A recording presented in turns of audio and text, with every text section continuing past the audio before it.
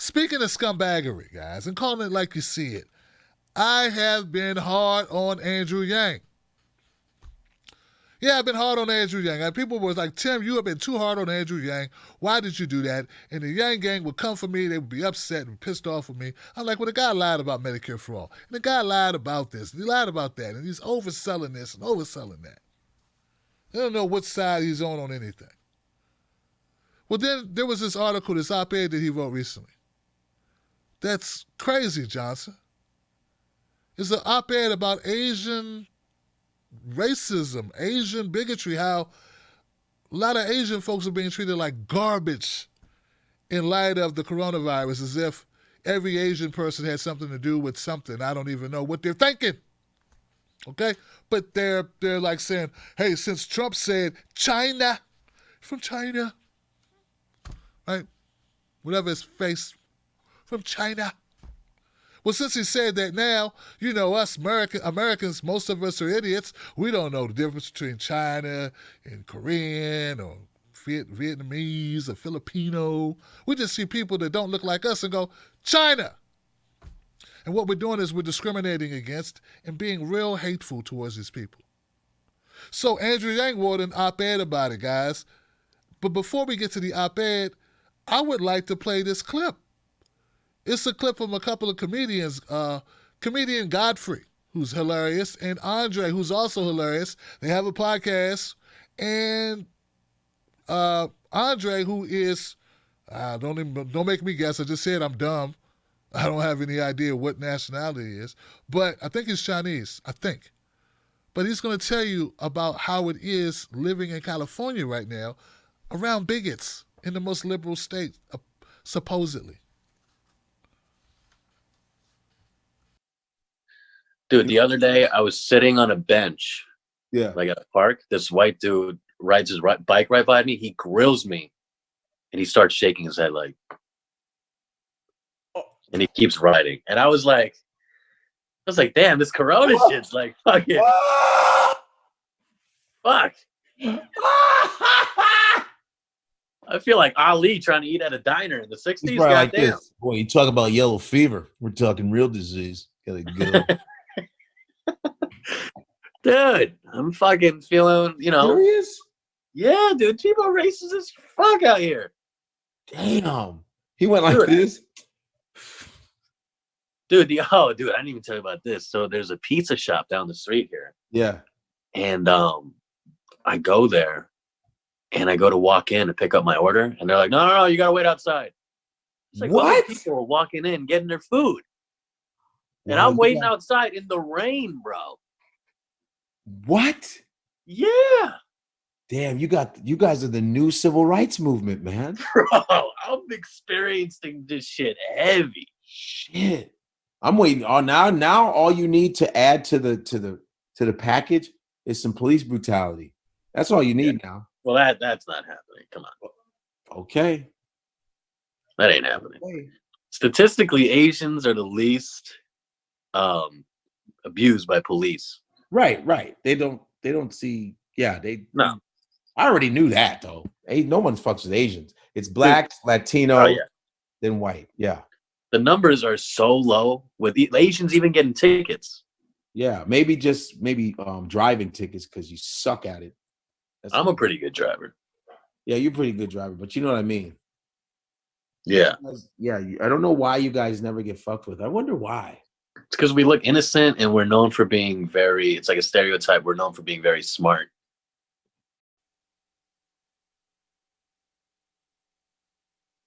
Hey, lighten up. But, you know, they're comedians, so they're allowed to make jokes, right? And Godfrey can make black jokes and white jokes and whatever, and Andre can make black jokes and, you know, Asian jokes, whatever. But the point is, he was recounting what he's experiencing. And I know some of us aren't really thinking about it. Maybe we are, maybe we aren't. I don't think I was necessarily walking around thinking about people actually being discriminated against because of a virus, as if any individual that you meet had something to do with it. And I know we're scared right now. I know we're worried. I know we're frustrated, right? But to take it out on people, that's crazy talk. That's lunacy. I like it better what the late bus driver did. Roger. He the way he dealt with it was he was addressing the woman who was coughing. And I think that's probably the best way to go. The person who doesn't have their mouth covered, who won't take the time to cough into their freaking arm, not your hand, your arm, and not infect others. That's the person you need to blame, not random people who have different skin tone than you. Be a freaking idiot. They wouldn't even let them in the store. The store, okay? So apparently this is something that's affecting the Asian community. They're having conversation amongst themselves. And Andrew Yang decided to talk about it. And let's see what Andrew Yang wrote an op-ed, okay? So Dude, the other day I was sitting on a bench. So not only is Andrew Yang a dynamic force in CNN, he's also writing op-eds. He wrote this one. Andrew Yang, we Asian Americans are not the virus, but we can be part of the cure. Yeah, that's what he wrote, Johnson. Now, I'm going to tell you what I think about it, but first, I want to let an Asian person tell you what they think first, because that's probably the proper way to do this. This is Eddie Huang, Mr. Eddie Huang. I hope I'm pronouncing that right. Huang. They think Huang. I don't know, man. Mr. Eddie, what's up, bro? Now, I talked to Eddie on Twitter. We had a little chat because he posted this. He said, I told y'all, Andrew Yang, a cow-towing Uncle Chan. That's similar to Uncle Tom, I'm thinking. He said, fuck out of here with this American drag. You actually think a country with a president that uses the term China virus will ever see you as one of them because you wore red, white, and blue, you bumbling pineapple bun? Yeah. Now, Eddie is he's an American author. He's a chef, a restaurateur, a food personality, a producer, and an attorney.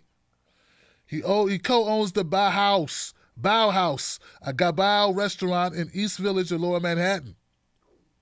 And he's also hosted Huang's World for Viceland. That's right. So he had a show on Viceland. So, yeah. And now you might say, wow, why is Mr. Eddie, you may say, why is Mr. Eddie so pissed off at Andrew Yang? I mean, he wrote an op-ed. What he's saying that it was so bad.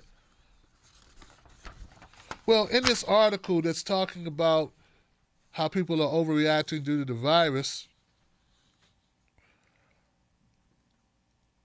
Andrew Yang offers some advice to what Asians need to do about people treating them horribly because they're Asian, or people being bigots and discriminating against them because of the coronavirus that they had nothing to do with.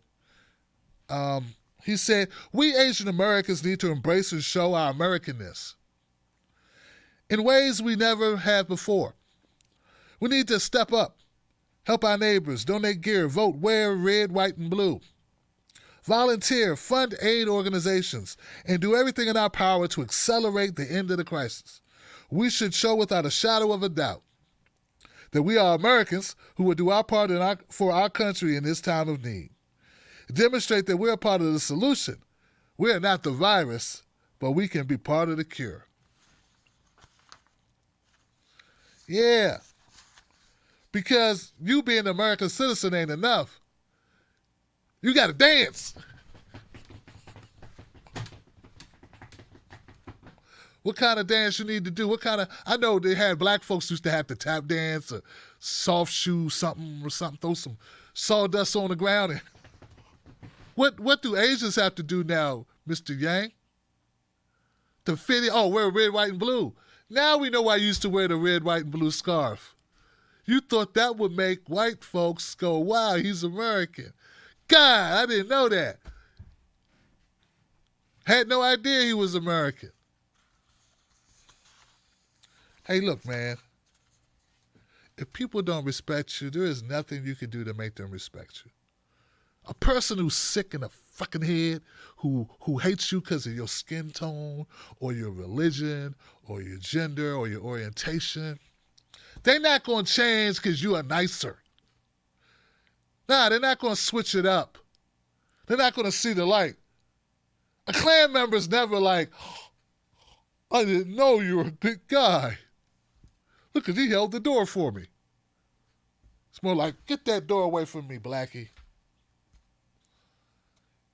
I'm not saying don't be a nice person, and I'm not saying conduct yourself like a jackass, but never do it in the hopes of swaying people to no longer be racist. Now, racism needs to be dealt with. And if anybody discriminates against you, file something on their ass. That works better, right, than you shucking and jiving and tap dancing. And I'm really glad that Mr. Eddie called it out because, like, you know, in our community, if you're under the age of, say, 90, you know, we gotta, we would drag you for that if you're a black person talking about, you need to be less black. You need to just buck your eyes. You need to just dance more. You need to sing songs. You need to, you know, wear tight pants. Or whatever the hell stupid idea they come up with. Don't get me wrong. If you're over 90, I get it. You come from a time where black people got lynched just walking down the street. At least now they wait till it's late. So, like, I get that. But if you're under 90 and you're still talking this way, I don't care what color you are. Definitely Andrew Yang, who's only like 45, man. Hey, man, you're a couple years younger than me, and you sound like a real Uncle Tom. Like, you really, like, was you on the back of the bus? Was you on back of the bus? So all those people out there who were telling me how wrong I was about Andrew Yang, how I didn't just give him enough chance. His heart is in the right place. Yeah, well, his heart is all up the ass of this stupid ass system that he's just trying to eke out and get as much for Andrew Yang as humanly possible. And I don't care what foundation he starts or what group or what movement or whatever. At the end of the day, his goals, his ambitions are for him to get more for himself. Because anyone who's kissing ass like that, who's willing to throw their pride away, and then not only throw, like if you personally decide to be a scumbag, to be a groveling Uncle Chow, if that's what you decide to do, that's one thing. But for you to tell other people to do it, like you are giving advice that this is the way to go, someone's low opinion of you is none of your business. Nor is it something for you to try to correct. They need the correction. They need the disinfection, not you. And anything else, man, makes you a horrible individual with somebody we don't need to be around. And to think you wouldn't endorse Bernie? Shit. You don't deserve to endorse him. Scumbag.